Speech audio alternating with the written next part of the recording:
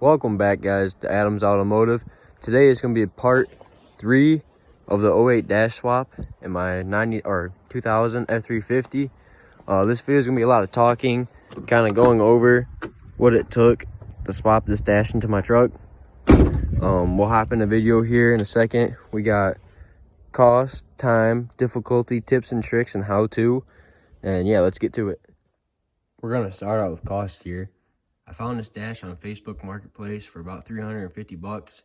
That came with a steering wheel, some HVAC pipes, the whole dash, and then some 6.0 wiring, some 6.0 power stroke. Cost me about $100 to drive down and get it. It was about a 4.5, 5 hour drive. Wasn't too bad though, mostly highway. And then I bought an Apple CarPlay radio, touchscreen, all the good stuff, 150 bucks. And then I went to a Power Stroke graveyard to get some parts, some trim pieces for that dash, and I found a subwoofer there, 10-inch Memphis sub for 40 bucks. We didn't know if it worked or not, but it turned out it did. So that brings us to a total cost of $640, which isn't too bad. Nice updated interior. So the time it took me, dash, it took me about 12 hours one day, and then about 2.5 hours the next day. Wasn't too bad. A lot of, getting the dash in and out wasn't bad, but all the wiring took a little bit of time. Wasn't too hard though. Most of it's plugged right back in where it came from. Radio and sub, we did that a couple days after the dash, and had to build a box for the sub, and that took us about 2 hours. I'll show you guys my sound system in an upcoming video though. Not in this one. This one's just about the dash overview. The difficulty, I'd rate it about a 6 out of 10. Like I said, it's a lot of small, where'd this wire go, where's this wire go? Not a whole lot of hard labor or anything like that. So I wouldn't rate it a 10 out of 10 because it wasn't like, oh, I can't do this. But it's not like an oil change where it's pretty easy. Tips and tricks is get yourself, let me see if I can find it. Oh, I can't find it at the moment. But get yourself some painter's tape, some masking tape.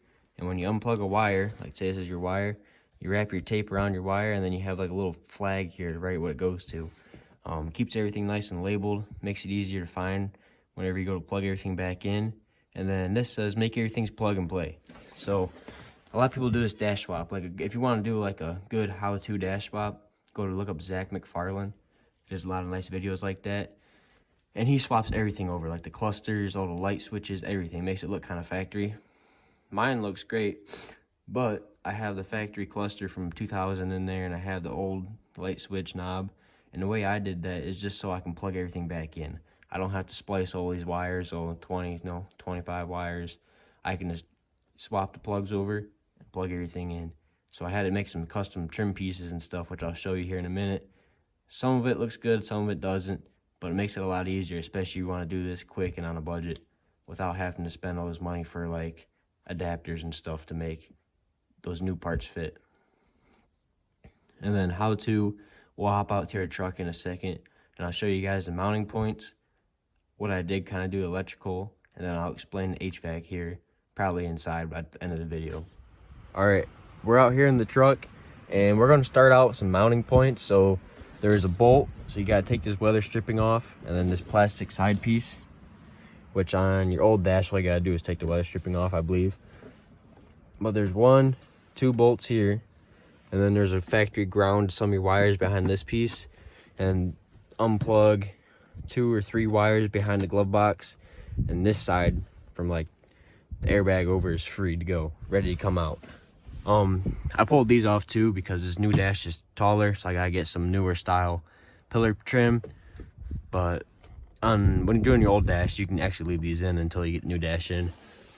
Let's hop over to the other side and I'll show you other mounting points.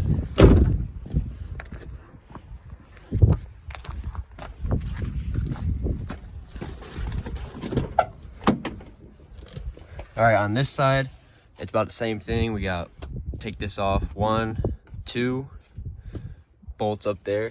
And then you have one, I don't know if I'll be able to see it without a flashlight. But if you find your gas pedal, they're always green bolts, and they go up in there. And then we'll go over the electrical, which if you guys saw, I believe it was part 2. no, it was part 1 of the dash swap. I had both these dashes laying face down, and I gutted both wiring harness out of this dash and my old dash. And then I swapped the old wiring harness into this newer dash, so I can plug in, oh, and these HVAC controls, I have the same plugs as the old style, so you don't have to worry about nothing like that. They just plug right in. But that made it easy on me, because now, like, all the HVAC controls underneath that, or underneath the glove box, and all the plugs going to your heater box and stuff underneath your dash right here, all plugs right in. Cluster plugged right in. Stuff like that makes it easy. I got my fuse box kind of custom mounted up in there.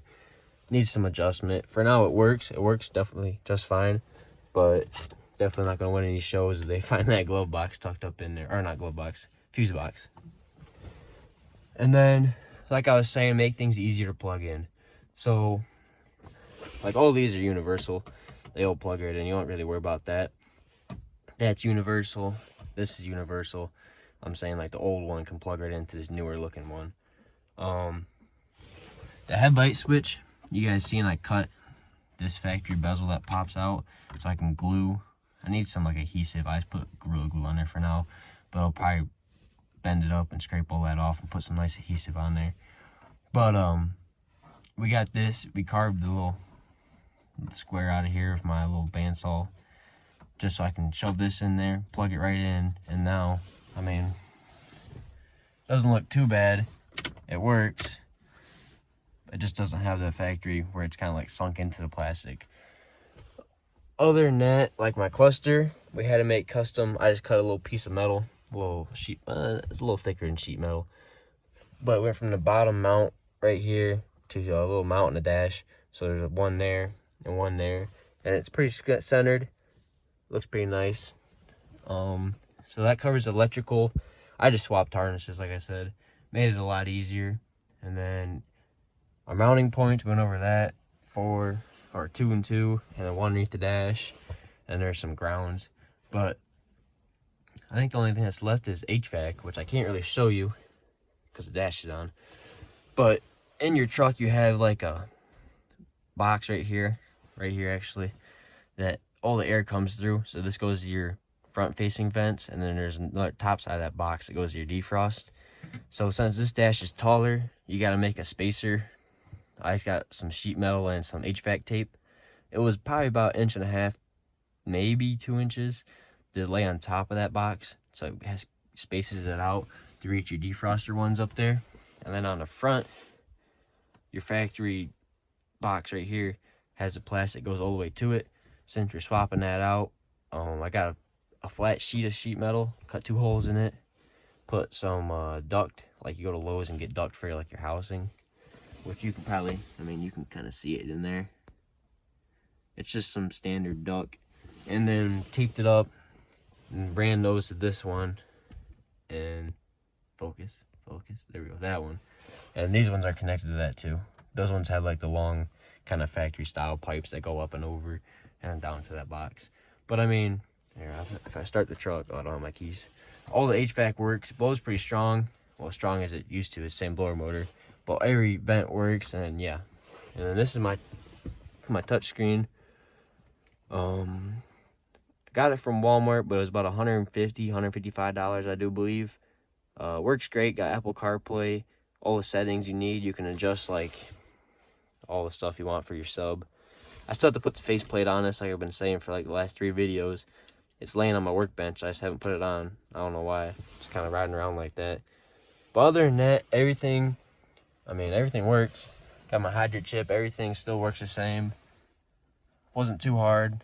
Still waiting on, I got gauges coming from up here for like boost gauge and stuff. Then go back to the Power Stroke junkyard to get that side.